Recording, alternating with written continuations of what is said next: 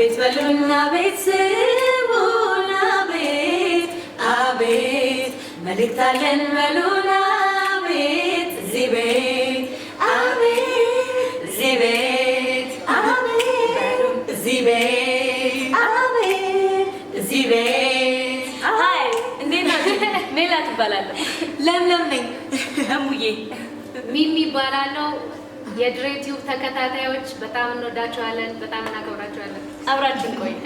የኛ ሳምንታዊ የሬዲዮ ድራማና ቶክ ሾው ሰኔ 12 2008 ዓ.ም የሚጀምረውን ሰባተኛ ምዕራፍ ፕሮግራሙን አስመልክቶ ለሚዲያ ባለሙያዎችና ጋዜጠኞች በአዲስ አበባ ከተማ በቪላ ቬርዴ ሆቴል ጋዜጣዊ መግለጫ ሰጥቷል።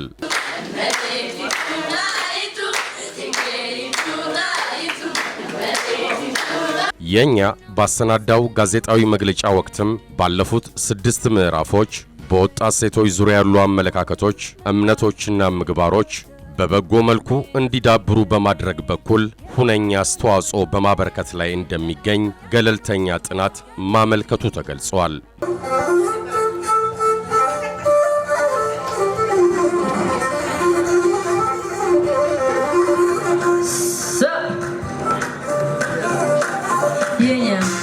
የሁላችንም ድርሻ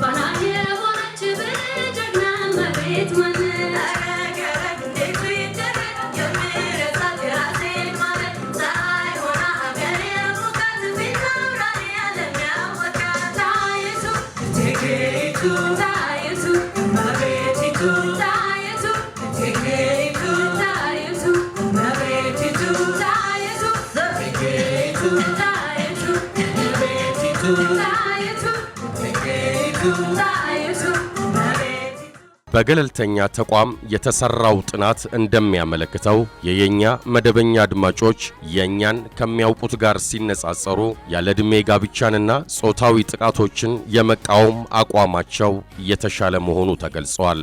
በአዲስ አበባና በአማራ ክልል የተከናወነው ጥናት እንደሚያሳየው የኛን ከሚያውቁ ሰዎች መካከል 60 በመቶ ያህሉ የሬዲዮ ፕሮግራሙን አስተማሪ ነው ሲሉት፣ 50 በመቶ ያህሉ ደግሞ አዝናኝ ነው ብለውታል።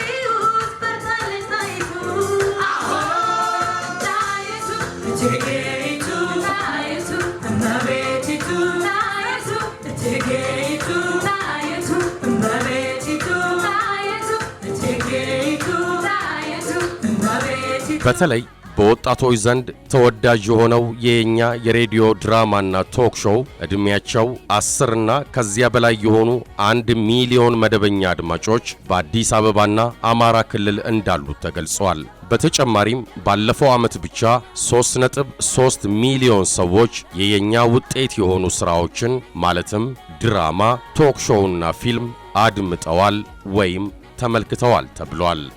እንደ ጥናቱ ከሆነ የኛ ብራንድ ላይ በመመስረት የአስተሳሰብ ለውጥ ማምጣትን ግቡ ያደረገ በኢትዮጵያ ፈርቀዳጅ የሆነ የሚዲያ ሥራ በመሆኑ በአማራ ክልልና በአዲስ አበባ ከተማ 8.5 ሚሊዮን ዕድሜያቸው 10 እና ከዚያ በላይ የሆኑ ሰዎች የኛን ብራንድ እንደሚያውቁት ተብራርቷል። ብዙዎቻችን እንደምናውቀው የኛ ድራማ ከተለያየ የማህበረሰብ ክፍል ተውጣተው የሙዚቃ ቡድን ባቋቋሙ 5 ወጣት ሴቶች ሕይወት ላይ ያጠነጠነ ነው። ድራማው የኢትዮጵያ ወጣት ሴቶች በገሃዱ ዓለም የሚያጋጥማቸውን ውጣ ውረድ 5ቱ ገጸ ባህሪያት በጠንካራ ጓደኝነታቸው ፈተናዎችን ተጋፍጠው ሲያልፉ ይተርካል።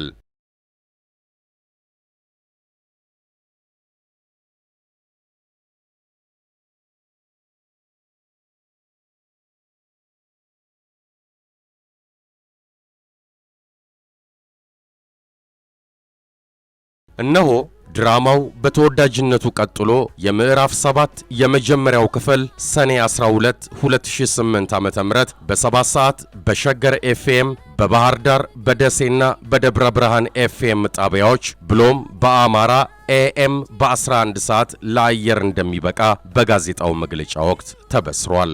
ለመጀመሪያ ጊዜም በፋና ኤፍኤም 98.1 እና የፋና ክልል ጣቢያዎች በተመሳሳይ ሰዓት በዕለተ እሁድ ከቀኑ 7 ሰዓት ጀምሮ መተላለፍ ይጀምራል ተብሏል።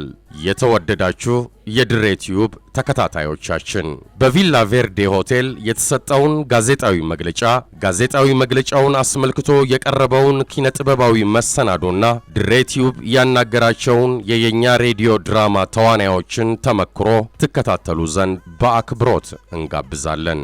የኛዎች አድባር የተከተል ማሚ ማናት? እንዲያ ነው እንግዲህ በሮስ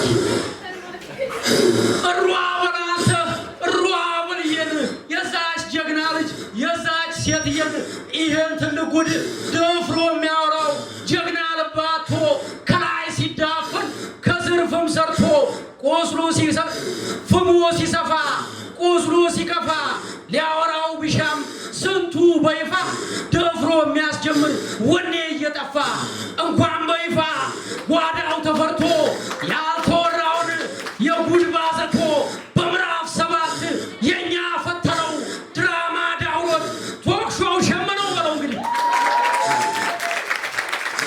እንዲያ ነው እንግዲህ እንዲህ በላቸው ከጀግናም ጀግና የኛ ትልቁ የሴትን ክብር ቀድሞ ማውቁ ቶክሾው ድራማው አገር ሲገርመው ይውጣልህ ብሎ ጉዱ እንደገመው በለው እንዲያ ነው እንግዲህ የምን ጉድ አትልም የምን ጉድ በላ በሰባተኛው በአዲሱ ምዕራፍ በየኛ ሰዓት ቅኔው ሲዘረፍ ስለ ተፈጥሮው የሴት ልማዷ ስለ ወርሃዊው ትልቁ እንግዳ ያልተወራውን ጉድ አስብል እውነት የኛ ሊያወራው ቀን ቆረጠለት በለው መቼ አትልም መቼ በላ በመኪናና በብልጭልጩ ድንገት ተታለው እንዳይቀጩ የልጅ ልጆቹን አታሎ ሊያጠምድ ስለሚያንዣብብ ይሄ ትልቅ ጉድ ሹገር መሳይ ሳት ስኳር መሳይ ጨው ተታለው ቀምሰው እንዳይመራቸው ለኮረዶቹም ሊያወራላቸው የኛ ተነሳ ሐቁን ገላልጦ ሰኔ 12ን አዲስ ቀን ቆርጦ ብለው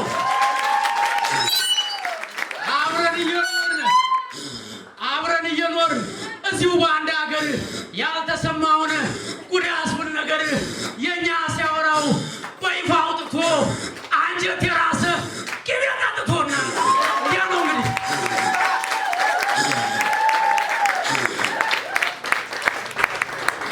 I think we need to top that up with a Yenya song right now, and then we'll give you a little bit more detail about season 7 after that.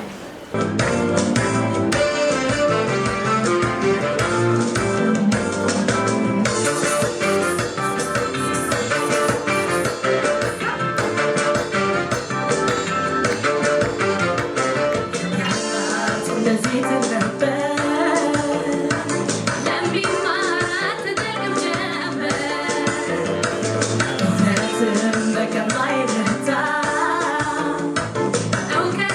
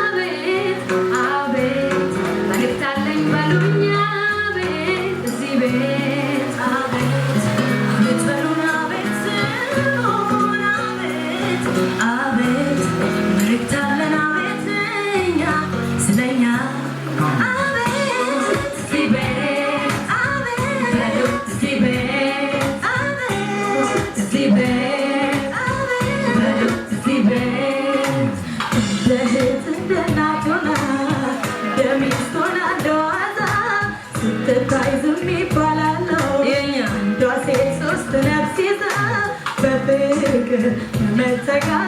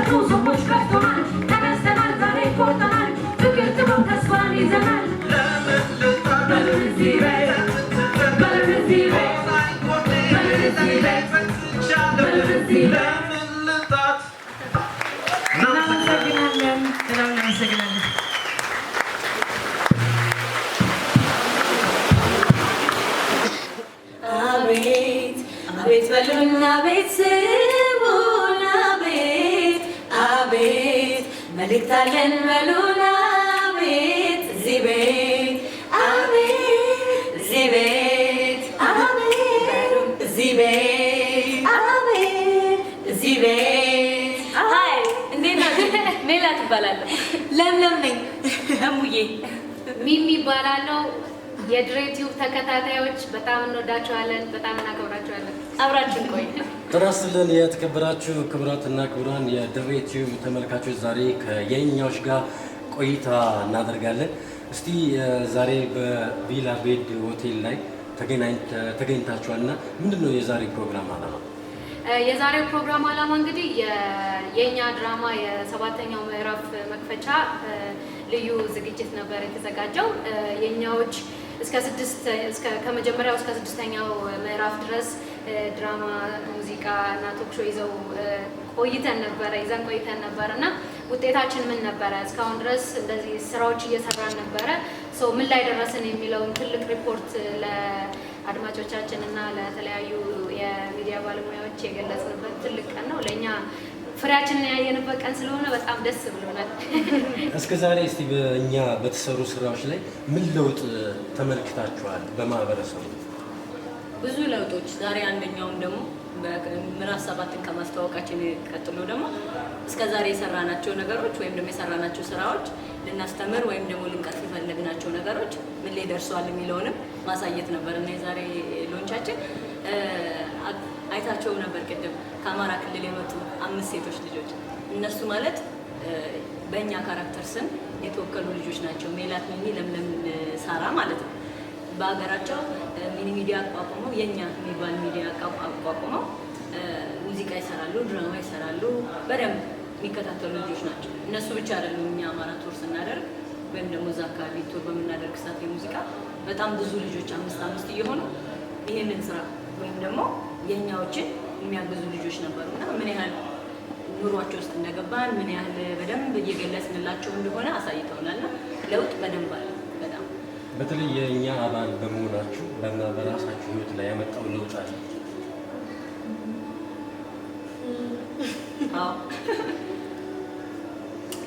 እኔ ልቀጥላ። እሺ፣ ከዚህ በፊት ስለ ሴት ልጅ ጥቃት ሲነሳ የሆነች ሴት እንደዚህ ተደረገች ሲባል ከውጭ ሆነ ነው ሁልጊዜ የምሰማው። ማገዝ የምችለው ነገር እንኳን እያለ ስለማደርስበት አዝነ እንድትተወው ነገር ነበር። አሁን ግን እኛ ውስጥ በመግባታችን የእነሱን ችግር ማውራት ችለናል። ገብቷል? የእነሱን ችግር መስፈን ችለናል። ለሰዎች ማድረስ ችለናል። ሄደን ገብተን ይሄኛው እንደዚህ ነው ብለን መቀየር እንኳን ባንችልም መንገዱን እናሳያቸዋለን። ዛሬ ይሄ ችግር ሲኖር ይሄ ነው መፍትሄው፣ ይሄ ሲኖር እከሌን አዋራ፣ ጓደኛህን አውራ እያለን ልጆቹን መንገድ እንሰጣቸዋለን። ለዚህ በራሴ ህይወት ላይ ምን ተለውጧል? ሴት ሆነ ገብቷል አይደል? እያንዳንዱ ሴት ያልደረሰበት ግዴታ መደብደብ አይደለም የሚጠበቀው። መንገድ ላይ ስትሄድ የማይሆን የማፈልገው መለከፍትለት ስድብ ትሰደባለህ። ያንን ነገር ዛሬ መደባደብ ችያለሁ ወይም ደግሞ ያንን ማሸነፍ ችያለሁ ማለት ነው። ለልጆቹ ብቻ ሳይሆን ለራሴም እየተደባደብኩ ነው፣ ለራሴም እያሸነፍኩ ነው ማለት ነው። ስለዚህ በጣም ለውጥ አለ በህይወታችን። መልካም። አሁን በሰኔ 12 በሚጀምረው ድራማችሁ ላይ የሹገር ዳዲን ተመርኩዛችሁ የሰራችሁባቸው ሁኔታዎች አሉ እና የሹገር ዳዲ በማህበረሰቡ ውስጥ ላይ ያመጣው ተጽዕኖ አለ፣ በተለይ በሴቶች እህቶቻችን ላይ? አዎ ተጽዕኖ በጣም አለው። አንዲት ሴት አማራጭ ስታጣ ወይም ደግሞ ኑሯን ለማሸነፍ ስትፈልግ አቋራጭ የምትጠቀመው መንገድ ነው። ያ ማለት ከእድሜዋ በላይ የሆነን ሰው እንደ ገቢ ምንጭ አድርጋ መውሰድ ማለት ነው። ያ በጣም ለእሷም ለስነ ልቦናም ጥሩ ያልሆነ ነገር ነው። ሲቀጥል ደግሞ በቃ ችግሯን ልታሸንፍ የምትችልበት መንገድ እሱ ብቻ እንደሆነ ማሰብ በራሱ ለእሷ ትልቅ ጉዳት ነው። አሁን ድራማችን ላይም ለማስተላለፍ የፈለግነው በጓደኛ መታለል ምክንያት እንደዚህ አይነት አማራጮችን የምትወስድ አንዲት ካራክተር አለች እና ያ መንገድ ግን ለእሷ ጥሩ እንዳልሆነ የሚገባት ነገሮች ከረፈዱ በኋላ ወይም ደግሞ እሷ አንድ እርምጃ ከተራመደች በኋላ ነው። ስለዚህ ይሄ እሷ ላይም ሆነ ቤተሰቧ ላይም ተጽዕኖ ይፈጥራል። እቺ ልጅም ደግሞ ሰው ማመን ልታቆም ነው። ገብቶሃል አይደለ? በሰው ግፊት ነው እንደዚህ አይነት ነገር ውስጥ እየገባች ያለችው። ስለዚህ ተጽዕኖ ይፈጥርባታል። ቁጭት፣ ጸጸት አይነት ነገሮችን ይፈጥርባታል። በአንዲት ልጅ እንደዚህ አይነት መልእክት ማስተላለፍ ከቻልን ብዙ ደግሞ ሴቶች እንደዚህ አይነት ውሳኔ የገቡ ሴቶች ደግሞ ምን ያህል ጉዳት ደርሶባቸዋል። ስለዚህ ይህንን ለመቅረፍ የሞከርንበት ምዕራፍ ነው ምዕራፍ 7። ስለዚህ ሰኔ 12 ለሚመለከቱ ለሚያደምጡ አድማጮች መጨረሻ የምታስተላልፉት መልእክት ለአድናቂዎቻችሁ? እዚህ ላይ ልጨምርልኝ። ሁለተኛ ሌላ ሲዝን 7 ላይ ሁለተኛ የምናነሳው ኢሹ አለ። ሌላኛው ምንድነው? የወር አበባን በተመለከተ ነው። የወር አበባ ሁሉም ሴት የሚታየው ነገር ነው፣ የተፈጥሮ ነገር ነው፣ ግዴታም ጭምር ነው። ስለዚህ ሴቶች የወር አበባ ስታያቸው እንደ መገለል እንደ መንቋሸሽ ምናምን መታየት የለበትም። ምክንያቱም እንዳልኩ የተፈጥሮ ነገር ስለሆነ በተለይ ደግሞ ከአዲስ አበባ ውጭ ክፍለ ሀገር ባሉ ቦታዎች ላይ እንዴት አድርገው መቆጣጠር እንደሚችሉት ምንም አይነት ግንዛቤ የላቸውም እና በዚህ ሲዝን ላይ ግንዛቤ ሰጥተናቸው ምን ማድረግ እንዳለባቸው ከጓደኞቻቸው ጋር መነጋገር መወያየት እንዳለባቸው በዚህኛው ምዕራፍ ላይ እሱንም ለማስተላለፍ ዝግጅታችንን ጨርሰናል። ስለዚህ ተከታተሉን እንላለን። ምናልባት በዚሁ አጋጣሚ መናገር ካለባችሁ ይሄኛው 7ኛው ምዕራፍ ድረስ ስትሄዱ 6 ምዕራፎች አልፈዋልና ዋት ዋዝ ዘ ቻሌንጅ? ምን ነበር የገጠማችሁ እንደ ቻሌንጅ የምታስታውሱት? አድማጮቻችሁ እንዲረዱላችሁ ነው። ሬዲዮ ብቻ ሰው ስለሚያይ ሪላክስ ሆናችሁ አሰሩ። ብዙ ነገር ይገጥማችኋል እንደወጣቱም እና እናንተ ፐርሰናሊ ገጸ ባህሪዎቻችሁ ሳይሆን እናንተ ራሳችሁ ተዋናዮቹ ምን ነበር ፌስ ያደረጋችሁት ነበር የገጠማችሁ የማትረሱት በሬዲዮ ፕሮዳክሽን? አንድ ሁለተኛው ሲቀጥል ደግሞ ቅድም እንዳልኳችሁ በግል የሚያዝናናችሁ ነገር ምንድን ነው? በግል አሁን የእናንተን የሬዲዮ ፕሮግራም መስማት የሚያዝናናውም አለ፣ በዛው እግረ መንገዱ ይማራል። ስለዚህ የሚያዝናናችሁ በግል ምንድን ነው? መጽሐፍ ማንበብ ሊሆን ይችላል፣ ፊልም ማየት፣ ወር ደግሞ ሙዚቃ መስማት ሊሆን ይችላል። ስለሱ ውስጥ ያው እስካሁን በስራ ላይ የገጠመን እኛን ቻሌንጅ ያደረገን ነገር ብዙ የለም። ምክንያቱም እንዳንቸገር ተደርገን ነው እዚህ ስራ ላይ ገባ ነው። ያ ማለት በአክቲንግ ኮች ተደርገን በሙዚቃም ትሬኒንግ ወስደን ገርሊን ጆን የሚባል አንድ በሴቷ ጫማ ስር የመዋል አይነት ካራክተራችን ተገኝታ ከእነሱ ጋር ተገናኝተን አብረን በመዋል ውሏቸውን አብረን በመዋል ብዙ ነገሮችን አይተን ስለገባን ስራው ላይ ብዙ ተጽዕኖ አልፈጠረብንም። ምክንያቱም በቃ አውቀነውና ገብቶን ነው እየሰራን የነበረው። የዛን ያህል እኔ በግሌ ብዙ የገጠመኝ ችግር የለም። እንደ መዝናኛ ነገር ያልከው ደግሞ እኔ በራሴ ከጓደኞቼ ጋር ተገናኝቼ አብሬ መጫወት፣ ከነሱ ጋር ጊዜ ማሳለፍ፣ ከቤተሰቤ ጋር አብሬ ማሳለፍ ያስደስተኛል።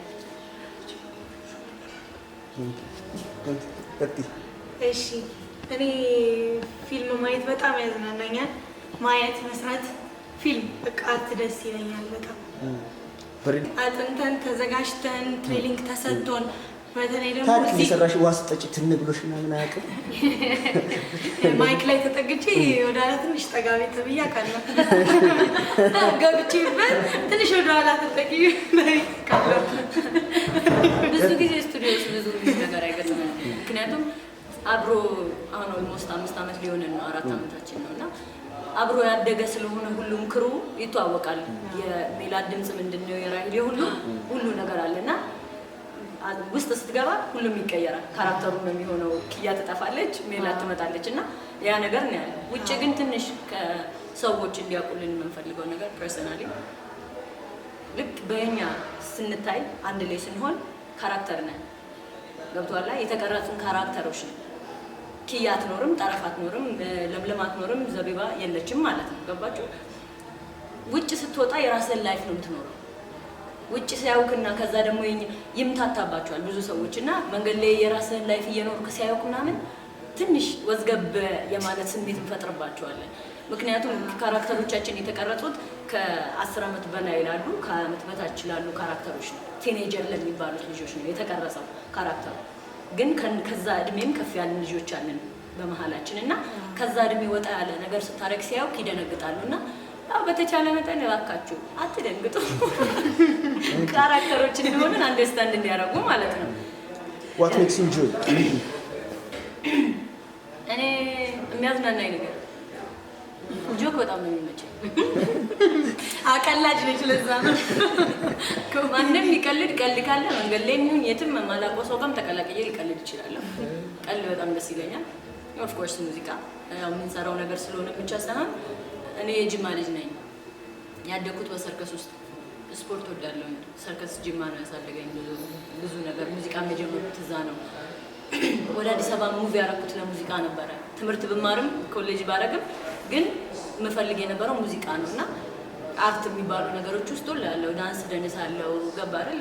ዋና ያለው ሁሉን ነገር አደርጋለሁ እና ያው ስራዬ ኑሮዬም ነው ማለት ነው የሆነው። በተረፈ ቀድም ይነግረኝ ካለ በስራ ላይ የሚያጋጥሙ ጥሩ ነው ነገሮች ናቸው ያሉት። እኔ በስራዬ ውስጥ በጣም ከፍተኛ ደስታ የሚሰጠኝ የተለያየ ገጠመኝ አለ። ከሱ ውስጥ አንዱ በየኛ ውስጥ የሚሳተፉ ሀገራችን ውስጥ በጣም በከፍተኛ ደረጃ ታዋቂ የሆኑ አርቲስቶች አሉ በእኛ ፕሮግራም ውስጥና ከነሱ ጋር መስራቴን በጣም እንደ እድለኝነት ነው የምቆጥረው እና ከነሱ አክቲንግ ከነሱ የአክቲንግ ቴክኒክ የምንማራቸው ነገሮች አሉ። እነሱ ነገሮች በጣም ሁሌም ደስተኛ እያደረጉኝ ነው። ስቱዲዮ ውስጥ ገባ በጣም በደስታ ነው ስራዬ ነው የሚሰራው። በአብዛኛው ኢሞሽናል የመሆን ወይም ይሄ ካራክተር ውስጥ ትገባና በቃ የሆነ የሚያስለቅስ እንትን ሲመጣ የልቤ በቃ አስለቅሰው ምናምን ያሙር ተከትሎ ቤቴ ድረስ ይሄዳል አንዳንድ ጊዜ እና ሚሚ ትንሽ ተጽዕኖ አበዝቶብኛልና ሚሚ ኧረ እባክሽ ተጽዕኖሽን ሳቁም አይቆምም እሱን እንደሱ ነገሮች ያጋጥማል። ሌላው ያው ሁሉም ሰው ስራውን የሚሰራው በአግባቡ ስክሪፕት የሚጽፉት በጣም ዝግጁና ሁልጊዜም በጣም ጥሩ ነገር የሚሰሩ ሰዎች ናቸው ያሉት። ፕሮዳክሽን ቲሙ በራሱ ቴክኒሽያኖቹን ብታይ ዳይሬክተራችን ሰብሊ በፊት ተሻለ ነበረ። እሱም አብረው በቃ በጣም ደስ የሚል ሙድ ነው ያለው ስቱዲዮ ውስጥ። ስለዚህ ስራችን ላይ በጣም ደስተኛ ሆነን ነው የምንሰራው። እኔን ምን ያዝናናኛል? ሙዚቃ በጣም ያዝናናኛል። ፊልም ማየት በጣም ያዝናናኛል። አንዳንዴ ሻይ መጠጣት ደስ ይለኛል። ሻይ ሜዳ ልትፈነከት ማየቱ ደስ ይላል። አይ ሜዳ ልትፈነከት ደስ አይለኝም። ተከተላ አጠገቤ ሲሆን በጣም ደስታ ይሰማኛል። ድሳብን የምር ማለት ነው። ኮንሰርት ልንሰራ ሄደን እንጂባራ በጣም ነው ሜላትን የማይወዷትና እኔ አይ ዶንት ኖ ገብቷል አልገባኝም። ክፍለ ሀገር ነው። እቺ ደግሞ ትቀብጣለች። የኔ ካራክተር በጣም ነው የምትቀብጠው። ሬዲዮ ላይ የሚያውቁት በቃ በአካል ሲሄድ የምትቀብጥ ሴትዮ ነው እና አውስ በቃ እኔ ሀይ እያልኩ ነው ሰላም አይሆንም ሄዶኛል። ምንድን ነው ነገሩ? የሆነ ነገር ሊፈጠር ነው። ሁለት ጓደኛሞች ትናንሾች ተቃቅፈው በድንጋይ እንበላት ሲሉ ግቡ ግቡ ለምለም ሚሚ ሙዬ ግቡ እሷ እንዳገባ ድንጋይ ማይክ ይዤ ድንጋይ እየጠባለች ነው ያ ራስሽን ጠብቂ ሊፈለክቱሽ የተዘጋጃሉ ከነገረኝ ማለት ነው።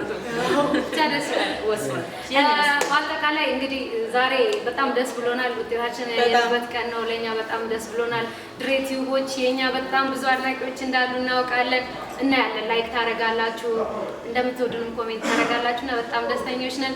አሁንም ወደፊትም ተከታተሉን። የእኛ የእናንተ ነው፣ እናንተ የእኛ ናችሁ። እንወዳችኋለን። በጣም እናመሰግናለን። ታዳምጡን በጣም እንፈልጋለን። በቃ አዳምጡን።